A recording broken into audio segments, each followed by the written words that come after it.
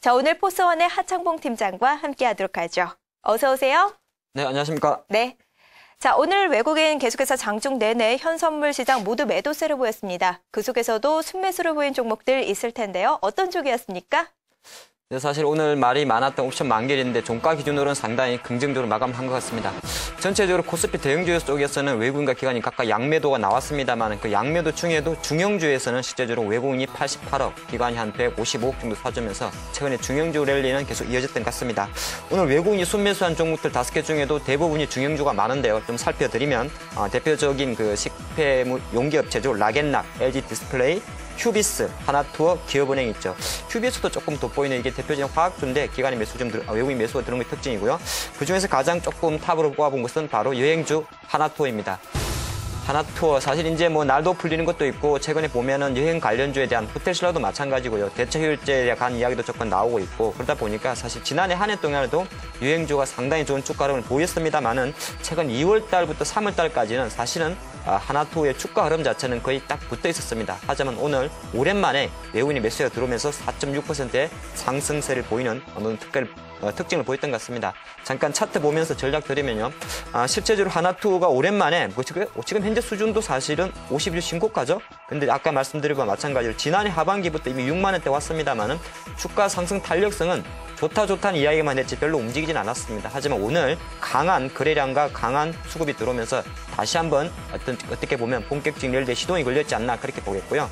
투자 관점에서는 하나투어 이제 오늘의 어떤 반등세가 조금 의미가 있지 않나 보기 때문에 이제부터는 조금 갈 수 있지 않겠나 보겠습니다. 그래서 약간은 조금 목표가를 좀 높이 잡으시고요. 제가 볼 때는 뭐 8만 원 이상까지 목표가 잡으시는 상태에서 현재 수준에서는 이제부터 조금 한 달 정도 쉬었다가 움직이는 흐름이기 때문에 오히려 이제 시동, 그러니까 스타트 걸리는데 조금 힘을 실어줄 수 있다. 그렇게도 보겠습니다. 네, 요즘 시장에는 기관도 별로 도와주지 않는 것 같습니다. 오늘 역시 매도세를 보였는데요. 그래도 막판에 그 규모를 많이 줄였던 것 같습니다. 어떤 쪽으로 매수세를 보였습니까? 네, 기관들도 뭐 역시나 오늘에 보면은 뭐 외국인과 거의 같은 패턴 같습니다. 외국인 따라하는 것 같아요. 중형주만 많이 샀는데 역시나 스마트 부품도 좀 많은 것 같습니다. 그렇지만 5개 정도 종목을 상승세가 좋았던 종목 살펴드리면 KTB투자증권, 증권주가 끼네요. KTB투자증권, STX 페노션, 차바이오엔, 한솔재지, 성우전자가 있습니다. 역시나 뭐 잘 가고 있던 종이주라든지 바이오주도 있고요. 증권주도 있는데 가장 우리 특징을 잡아본 것은 성우전자입니다.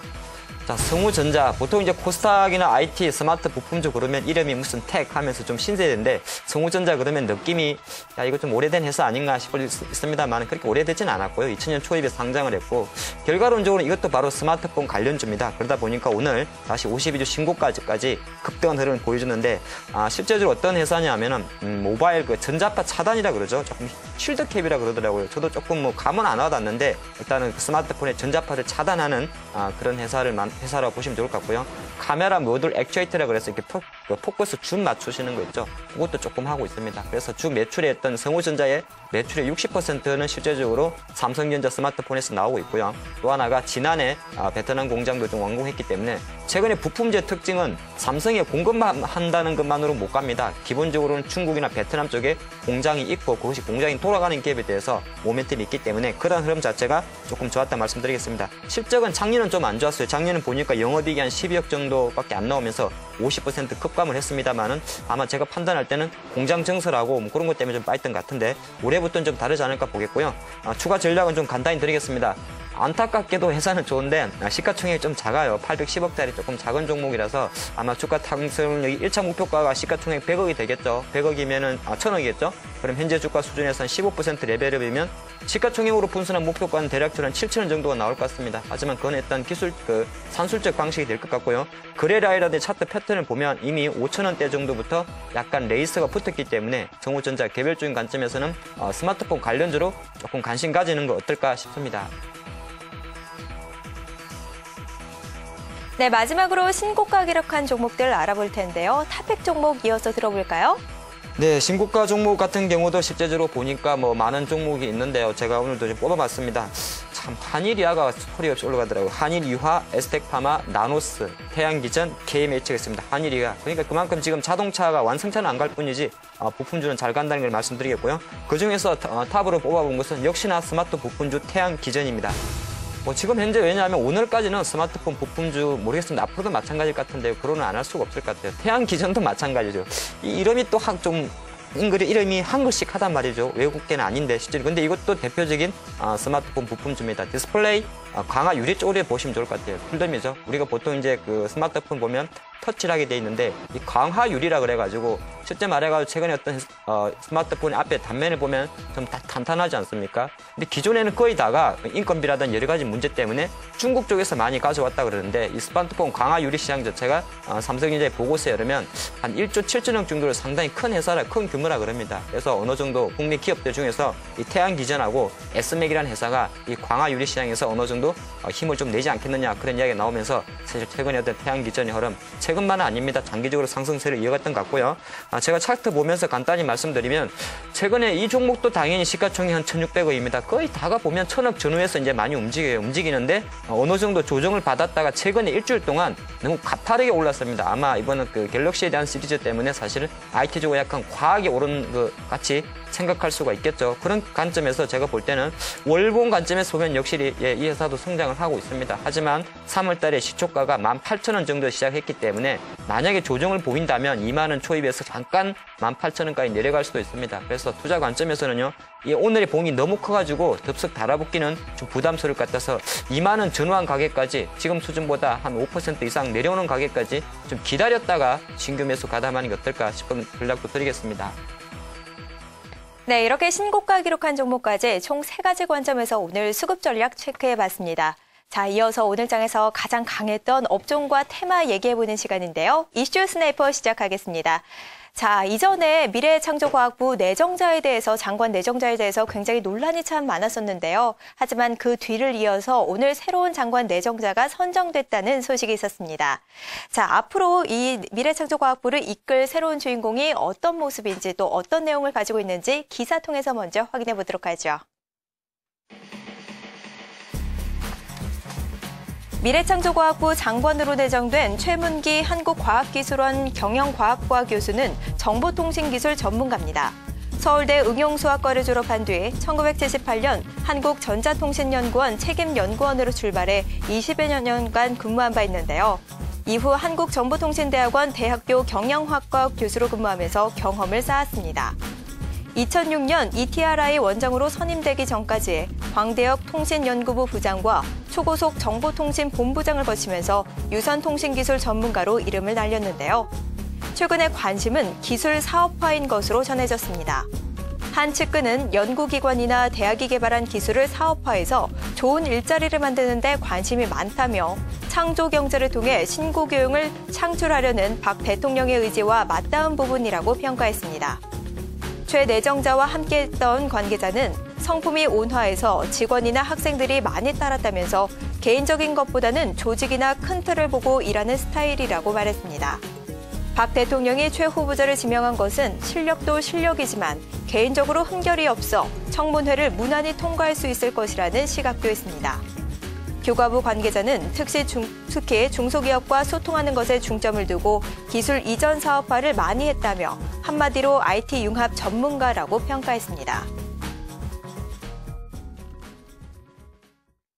네, 논란이 참 많았었는데요. 미래창조과학부 장관 내정자로 최문기 교수가 드디어 선정됐다라는 소식이 있었습니다. 앞으로 청문회를 또 무난하게 통과했으면 좋겠다라는 생각이 드는데요. 특히나 오늘 관련주가 많이 등락하는 흐름을 보였습니다. 앞으로의 전망 이어서 체크해 보도록 하죠. 네, 오늘 아마 가장 큰 또 코스닥의 하여튼 개발주의 큰 하도였던 것 같습니다. 사실 그 내정자의 이름이 최문기 교수님이라 그러는데 저는 뭐 개인적으로는 모르는 분이고요. 중요한 건 이제 기사에 나온 대로 이력을 조금 보니까 상당히 이 이력 때문에 오히려 또 시장에서 일부 많은 테마주들이 좀 관심을 가졌던 것 같습니다.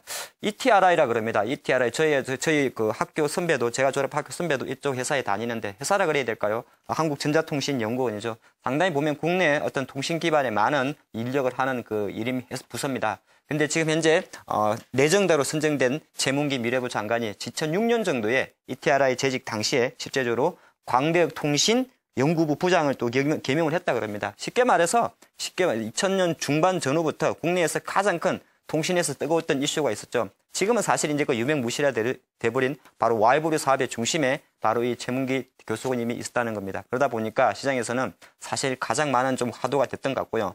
또 하나 중요한 것은 사실 올해 이제 박근혜 정부에서 가장 새로 생긴 뭐 부활한 해양수산부가 부활한 것도 있고 또 여러 가지 합친 것도 있는데 가장 중요한 키워드는 바로 미래창조과학부였던 겁니다. 어떻게 보면 어떤 국내 IT 산업에 새로운 지평을 열겠다는 박근혜 대통령의 어떤 의지가 표명된 그런 부서였기 때문에 과연 미래창조과학부의 수장이 누가 되냐에 따라서 그 어떤 테마적 흐름이 상당히 좋았었는데 이미 지금 약간 이중국적 문제나 여러 가지 때문에 내정자로 들어왔다가 내려간 김종원 전 후보자 같은 경우도 사실은 원래 와이브로나 통신 쪽에는 많은 관심이 있어서 그분이 잠깐 올라왔을 때도 와이브로 관련주가 올라갔었는데 실제로 오늘 같은 경우는 더 팩트 있게 들어왔던 것 같습니다. 잠깐 자료에 보시면요. 일단 보고된 그 기사에서 제가 좀 정리를 해봤는데 이 ETRI 채직하는 시절에 크게 2가지 이상의 프로젝트를 한 것 같습니다. 물론 많은 일을 했겠죠. 하지만 오늘 시장에서 반영된 거 앞으로 또 어떤 게 나올지는 좀 지켜봐야겠습니다만 그게 2개가 됐더라고요. 우리나라가 세계 최초로 와이보로 시작한 거는 우리 시청자님들 전 국민이 다 알고 있습니다. 물론 지금은 거의 유명무실합니다만 중요한 거는 2006년 당시에 세계 최초로 와이보리 에볼루션 시스템을 개발했다는 겁니다. 그리고 두 번째는 사실은 약간은 그 뜯게 보면 뜬구름 잡는 소리가 될 수 있을 것 같은데요. 이런 말을 했다고 합니다. 제가 저를 보니까 차세대 융합 신사업, 즉 차세대 IT로 3가지 정도를 말했는데요. 그것이 바로 로봇, 에너지, 우주였다 그러답니다. 그러다 보니까 오늘 일부 로봇 관련주들이 상승의 기염을 토했는데 종목들 잠깐 설명드리죠. 일단 와이보로 사업. 사실 와이보로 사업으로 접하게 되면 이제 조금 우리 여러분들이 투자하기 좀 힘들 것 같고요. 중요한 거는 그만큼 통신 중계기 시장에 대해서 최내정자가 일가견이 있었다는 거. 그것 자체를 놓고 본다고 그러면 단순하게 와이보로만 접하게 되면 종목들 살 거 하나도 없습니다. 제가 보니까 거의 다 속칭 말하는 그 부실주입니다만은 통신기기 쪽에서 조금 더 뭐 LTE라든 마찬가지로 조금 더 힘을 실을 수 있다 그러면 단순하게 제가 자료에서 나와 있는 지금 자료에 나와 있는 이 상한가를 친 종목들 3종목 정도는 사실은 다 거의 다 적자 구조입니다. 영호통신, 기산텔레콤, 스와정보통신 거의 다 적자 구조입니다만은 통신 중계기 쪽으로 그걸 좀 넓힌다면 최근의 종목 중에서 뭐 네이블이라든지 이노와이어 이런 종목에 대해서는 우량하게 좀 볼 수 있다 그렇게 한번 보겠고요. 다음으로 로봇 한번 보겠습니다. 로봇은 정말 제가 볼 때 어처구니가 없습니다. 물론 뭐 테마주라는 것이 어처구니 없이 갑니다만은 로봇 관련주들은 사실은 거의 다가 뭐 청소기 로봇 만드는 유진 로봇 나머지 빼고 나면 거의 다가 실제적으로는 산업용 로봇을 말하는데 테마주 흐름은 좀 부실했다 그런 말씀 드리겠고요. 사실 조금 투자하기에는 리스크하다고 제가 정리해드리겠습니다. 근데 중요한 것은 이 기사에서 우리가 중요하게 생각할 것은 뭐 오늘 당장 바로 움직인 로봇 관련주나 와이브로 어떤 그 흐름이 중요한 것이 아니라 그만큼 미래창조과학부의 어떤 새로운 수장이 실제적으로 국회 청문회를 무난히 통과하고 실제로 그것이 정상적 궤도로 간다면 역시나 IT 쪽에서는 미래창조과학부에서 나오는 어떤 로드맵에 따라서 관련 테마적 흐름이 발빠르게 움직인다고 생각하시고 뉴스 기사라든지 신문을 보실 때 미래창조과학부의 행보에 조금 관심을 가지신다면 단순하게 시장에 나와 있는 이 2 테마 말고도 많은 테마들이 좀 형성될 수 있지 않을까 그렇게도 보겠습니다. 네, 관련주였던 와이브로나 로봇 테마주들이 오늘 급등하는 흐름을 보여줬는데요. 앞으로 미래창조과학부의 행보에 따라서 앞으로 이 테마를 하나로 형성할 것이라는 전망이 있었습니다. 자, 앞으로 리스크 관리 잘하시면서 전략을 세워봐야 될 것 같네요. 지금까지 이슈 스나이퍼였습니다. 네, 오늘 사실 2가지 이벤트가 있었습니다. 오전에는 저희를 좀 실망시켰지만 오후에는 기분이 좋았던 것 같습니다. 10시 전후에는 금통위에서 사실 금리 동결 발표를 했습니다. 물론 동결 발표에 대한 생각은 하고 있습니다만은 시장은 사실은 약간 부정적으로 반응을 했었고요. 하지만 2시가 지나면서 시장은 오히려 종가 기준으로 그래도 그나마 플러스로 마감을 한 것 같습니다. 코스피는 2002포인트, 코스닥은 550등까지 갔는데 제가 오늘 보니까 외국인이 그래도 오늘 장을 지수는 조금 마감했습니다만 내일까지 생각한다면 그렇게 곱게 보낸 것 같지는 않습니다. 오늘도 주식을 사실 1800 이상 팔았고 선물 시장에서 매도가 나왔다는 거. 과연 앞으로 장의 흐름에 대해서 과연 오늘 이벤트를 떠나가지고 외국인들의 행보가 좀 궁금해집니다. 제가 계속 말씀드렸던 게 있는 것 같아요. 만기날 지수가 빠지면 실제로 장은 올라갈 것이다 그런 말을 했는데 글쎄 오늘은 올라버렸기 때문에 내일은 좀 고민이 되는 것 같고요. 기관도 여전히 좀 팔고 있습니다. 지금 코스피 잠깐 차트 보니까 보시는 왼쪽이 코스피고 오른쪽이 코스닥인데 코스피는 이상하게 음봉이 많습니다. 차익 매물이 많다는 것이고요. 2000선 이상에서도 기관은 팔겠답니다. 하지만 캔들에서 꼬리가 많다. 꼬리는 뭐죠? 밑에서 사는 겁니다. 그만큼 내려가는 데 대해서도 제한적인데 코스피는 올라가는 데도 제한적이다 보는 것이고 하지만 동생 코스닥은 다릅니다. 이거는 무슨 급등주 차트죠? 계속 올라갑니다. 꼬리도 별로 없어요. 그렇기 때문에 최근에 중소형주 강세가 계속 지속될 수 있다 봅니다. 지금 시장에서는 딱 이렇게만 정의할 수 있을 것 같습니다. 대형주 그냥 코스피 코스닥을 나누기보다는 대형주는 좀 우울하다, 중소형주는 강하다. 자동차에서 극명히 드러났던 것 같습니다. 완성차 지금 우울했지만 오늘 자동차 섹터에서 중소형주의 어떤 반등세는 돋보였던 것 같습니다. 그래서 내일장은 이럴 것 같습니다. 이제부터는 철저하게 프리어닝 시즌을 준비해야 될 때가 왔지 않나 보겠습니다. 앞으로 중형주 접근하실 때 이제부터라도 지금까지는 그냥 왔다면 앞으로는 실적은 체크하면서 들어가는 게